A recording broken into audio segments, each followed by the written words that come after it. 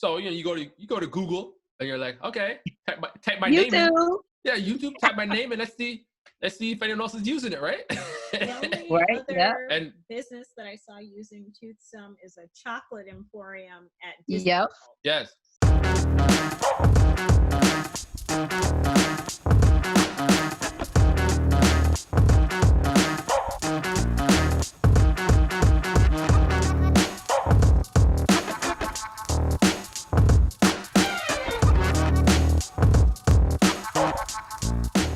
Hey everyone, welcome to Meet the Neighbors. We have a very special guest today. We're going to learn about trademarking, protecting your brand, how to trademark, and we're also going to learn a little bit about how this individual got into doing this for other people. We'd like to introduce Shawntia right now. Hi, Shawntia. Hi, guys. Hello, hello. So Shannon has a ride scheduled for later today. It's a Prince Ride. So she's rocking her Purple Rain shirt today. So in case you're wondering why she's rocking the Purple Rain shirt, that's what it is. Where do we start? Shawntia, how did you get into doing this for other people, like helping them to trademark their logos and their brands? So I started because I have a brand called Promise Quest Sisters for my girls, in which we provide apparel and resources for young girls to help them increase their self-esteem. But there was a saying that I created and designed and a slogan that I had, which was called "I Promise to Love Myself." And then I noticed that like a few months after I created everything, on multiple websites, there were multiple people with the same exact thing that I was doing. And I was like, man, like, that's when I realized I really didn't truly own my brand. And I said, I need to figure out how to trademark, because I would be so upset if somebody just took all of this, away from me that God gave to me, that he put into my head. So I contacted a few lawyers, and the price weren't necessarily in my budget at the time. So I was like, well, let me figure out how to do this on my own.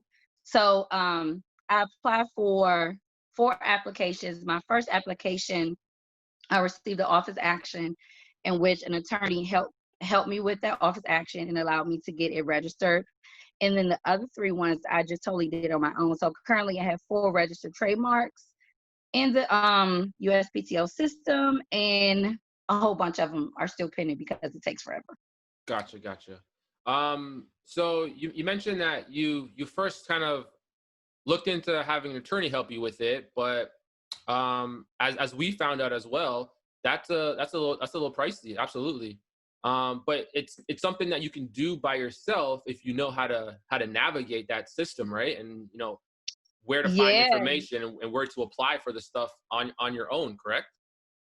Yep. And the great part about the USPTO system, they have everything on the website. However, if you don't know how to navigate through the website, it can get very tricky.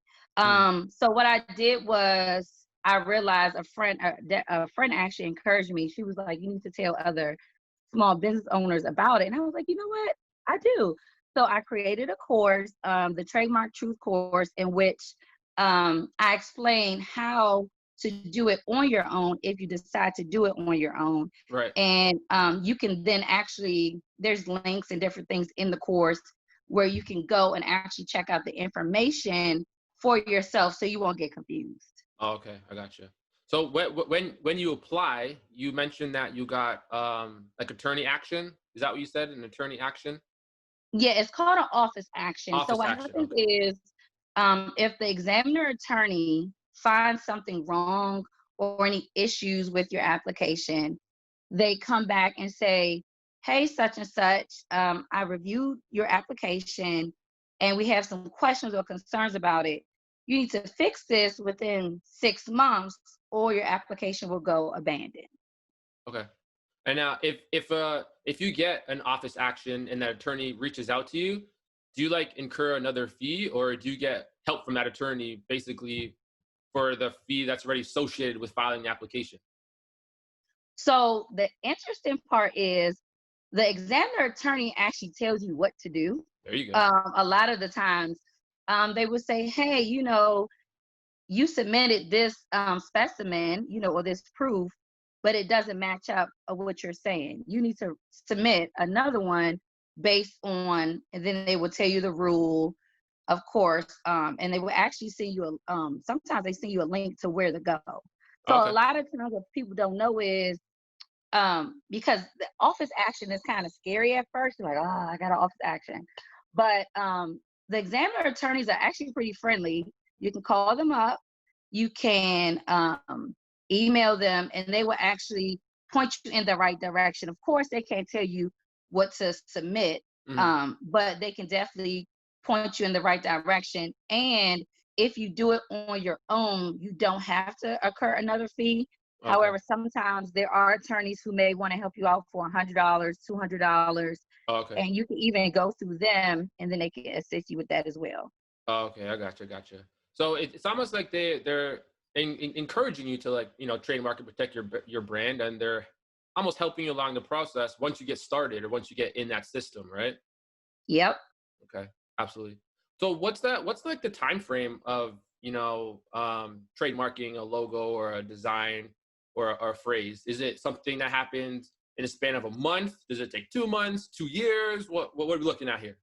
Oh my gosh, it takes a long time. So, okay, we're gonna go off of if you don't have any issues. So if you don't have any issues, Yeah. okay, what usually happens is you submit your application. It takes about 4 to 5 days for it to show up in the USPTO database. Okay. Once it then shows up in the database, you then have an additional 3 months from that date where an examiner attorney says, hey, everything looks good. You guys did a great job. Let me now send your application to the like something that's called the official trademark official gazette, in which someone is now able to oppose your mark. So they give that person, they give the community 30 days from the date that they publish this in the official gazette, and they say, if somebody else has a mark similar to yours or comes close to yours, you have the right to oppose this mark. Now, if you don't get any opposition, which is a good thing, so luckily I have not had any oppositions yet. So if you don't get any oppositions, then after that 30-day phase, then it takes an additional about sometimes 8 to 12 weeks for you to actually get your certificate in the mail. But if somebody opposes your mark, or somebody says, look, I was doing this too, I already have it, then that can take a while. Take a long you time. Just don't know. Yeah. So how would someone know to, like, go and look to oppose someone else's trademark? Like, once you have something trademarked, do you always just go and check periodically, or how does it work? Yeah, you can. Okay. The Gazette comes out every Tuesday, and they give out all the information about all the new trademarks. Oh, okay. You can go into the trademark database. There's a section of how you can check your own trademark in the database, and you can actually, this is the cool part. You can actually research anybody else's trademark. So whether it's McDonald's, Beyonce, whoever, you can get all the information of what they submitted, how they submitted it, who their attorney was, if you want to use their attorney, all that's information. That's why I named my course the Trademark Truth, because I wanted people to realize the truth about trademarks. Absolutely. So your course is a step-by-step process on how to, file it, follow it, and kind of address any problems along the way? Yeah, so I go over all 4 applications that I submitted on my own. I also give examples of just general information about trademarks. Yeah. Of course, always have to give the disclaimer, I'm not an attorney. And of course, if you need an attorney, you can go get one. Yeah. But a lot of the things that I've seen just, from doing this for a little while now, everything is really in a database. And let's just say calmly, most people either get their mark rejected because they just didn't file it correctly, Yeah. or it's similar to another person's mark, or it's just very general, like a commonly used phrase. So a lot of times, people try to trademark Black Lives Matter or I can't breathe, and the Yeah. trademark attorney is like, no, you can't do that.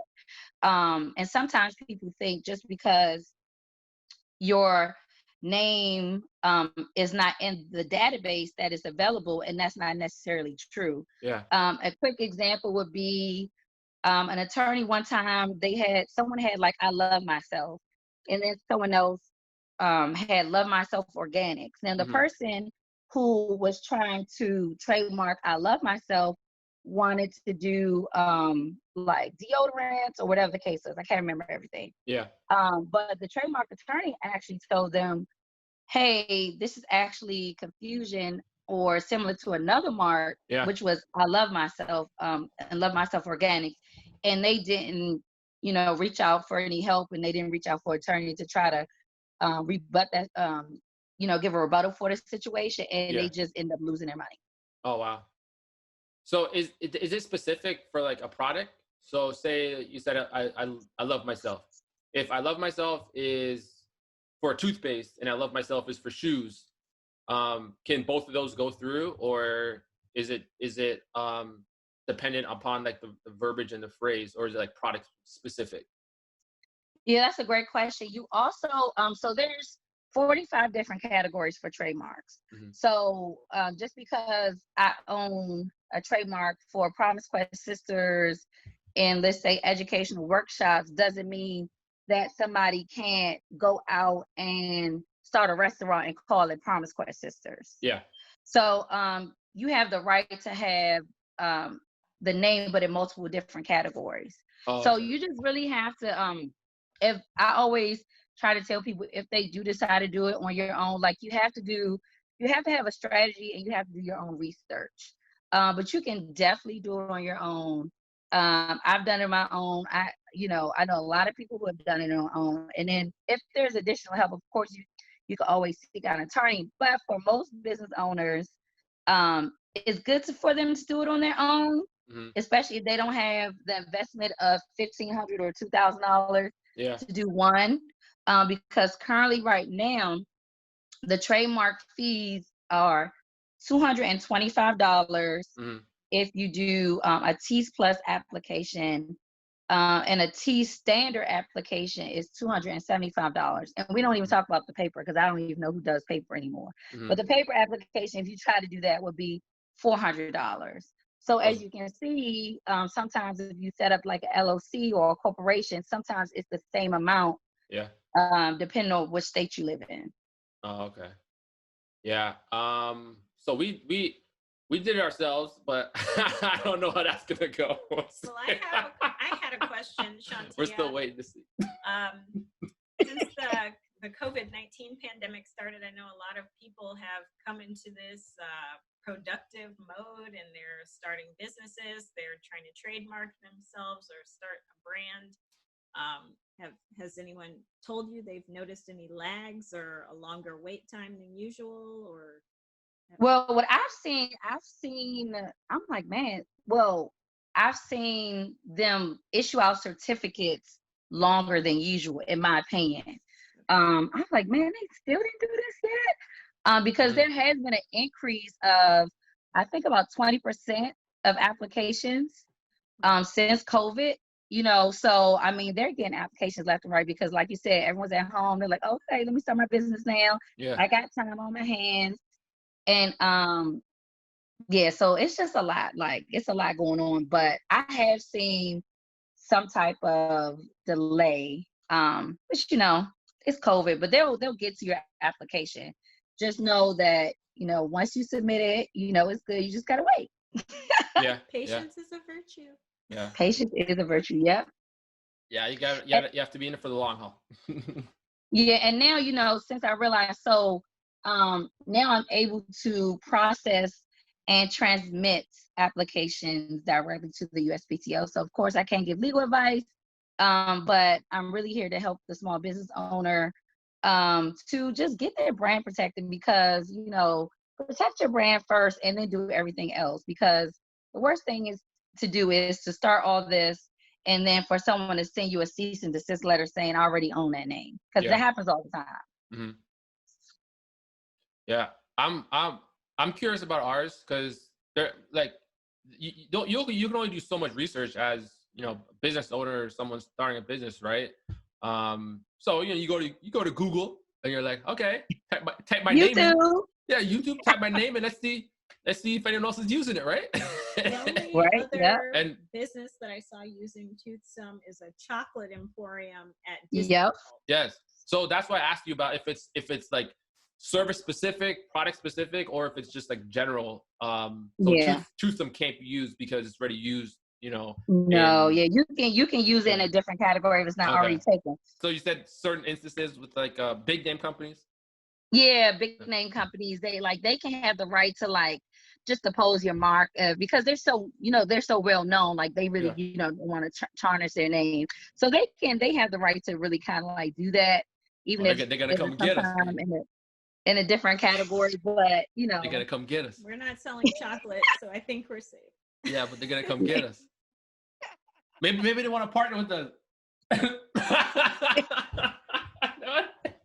Well, I mean, really, they should. The candy, they need to get the teeth done. Cavities. I mean, one-stop shop. Let us know. Give us a break. Let us in. Yeah. It was like, what type of things get trademarked? Like, let's say within a logo, is it the actual image? Is it the tagline? Is it the color? What type of thing? Okay, so great. Another great question. So I'll give you an example of what I did. So Shannon's face. So I trademarked my logo, Promise Quest Sisters, and my tagline was "What's your promise?" in there. So I trademarked my logo with my tagline and my company name. However, that just protects the logo. But for me, I still need to go back and do another trademark for just the words. That's what I'm going to do, to say Promise Quest Sisters, What's Your Promise? Just so I can be more protected, just in case somebody else wants to say, oh, well, I want to do this too. Like, no, let me go back and do it that way. But I always tell everyone, just do what, means the most to you the first time around. Yeah. See what happens. If it goes through, great, and then go file another one. But don't do like multiple ones at one time. Yeah. Especially if you don't know what you're doing, because the trademark office does not refund you any money. Yeah. They're gonna take your money. So it doesn't matter if you did it right or wrong. They're gonna say, thank you for your money. The government needs it. Yeah. Because each category you try to trademark into, it's additional fee, right? It's additional $225. Yeah, that'll add up quick. It adds up very quick. So what you're saying is that even so with your brand, say I don't know. Oh, okay. So say it was say it's Nike. Okay, just say Nike. And Nike's selling shoes, hats. Nike's selling shoes right now, but they want to sell hats. They want to sell toothbrushes. They want to sell mouthwash. Right now, they're only selling shoes. Are you saying that you should just trademark what you're doing right now, and then as those other things become more of a more realistic and more like tangible, then you go back and add on those trademarks? Well, I always say do what's most important to you first. Okay. So whatever that's your baby, that's the one you do, and also back to the color. I meant to go back to the logo. I didn't claim a color for my logo. So that means if I want to change my logo to green or yellow or purple, I can do that. Their color is not a claim to my mark. And also let's just say for Nike. So Nike hats and shoes and T-shirts, that's all in one category. Oh, okay. But then if you do book bags, what else? Book bags like purses, different things, that's in another category. Oh, okay. And then if you do, let's say Nike was doing educational workshops about being the best runner. That's in Yeah. another category. Oh, okay. So, you know, you have all these different categories that you can choose from. So people who do look, I can't even say podcasting. Mm-hmm. Podcasts, they can get their trademark done. If you're publishing book, you know, you can do that. If you're selling apparel, if you're selling jewelry, I mean, they have so many different classes and categories that you can choose from. Yeah. So basically everything is you can trademark anything as Okay. long as, you know, you're using it to attach to a good or service. Yeah. And like you said, if somebody wants to, like, they're not using it right now and they want to do it later on, a lot of people file what is called, you have two different type of trademark applications. You have a 1A trademark application, which means I'm already using this mark. It's in commerce. And then you have a 1B application, which states, I want to use this mark. I want to hold my name, but I'm not using it yet. So let me pay for the filing fee now. Let me get my stuff together. And then once the trademark attorney sends me notification months from now, then I can, you know, do what's just called like a statement of use, a notice of allowance, Yeah. provide a specimen, and do all the additional paperwork. I gotcha. All right. Yeah. I learned a lot today. Yeah, me too. I'm a little nervous now, but we hope it goes but I through. learned a lot. But I mean, worst case, you can't trademark it. Then what? You just be like, okay, and you just kind of hope that no one comes after you. Is that how it goes? You just like, well, just this is what I come say. after you? Okay, you are responsible to enforce your trademarks. There are people who I've seen, like, I enforce my trademark. So I see people who have my stuff all the time and I shut them down. Like, yeah. I don't, you know, I pay for it. That's the whole purpose of having the trademark. You know, I love you, but I'm shutting it down. Yeah. But there are some other people who do not enforce their trademark, and people could, you know, they're infringing on somebody else's rights, but they don't enforce it. So the trademark office is not responsible for you to enforce your right. Right. You have to enforce your right. So if you pay for it, you might as well, you know, enforce your right. Absolutely. Very true. So so where can people find more information about like your course and learning how to trademark for themselves? Yes, so you can actually follow me on Instagram at Shawntia, SHAWNTIA, Maria, MARIA, on Instagram and Facebook. And you can actually go to my website, ShawntiaMaria.com. And you can actually purchase the course there. Send me a DM, hit me up. You know, I'm here. Absolutely. Yeah, this was great. I did learn a lot. Do you have any closing, you know, remarks or statements for the toothsome world? Get your teeth cleaned. Yes. Absolutely. Keep it clean. Thank you. We appreciate that. Shameless plug. Yeah. Well, thanks for spending some time with us. I know we're going to have a lot of questions as we go along the process. And it's good to know that there's resources out there for people to learn how to do it on their own. So we'll add the information, you know, in the description of the video so people can reach out to you and find your course if they need to. All right. Thank you so much, guys. Thank you. Okay. All right. Thank you. All right.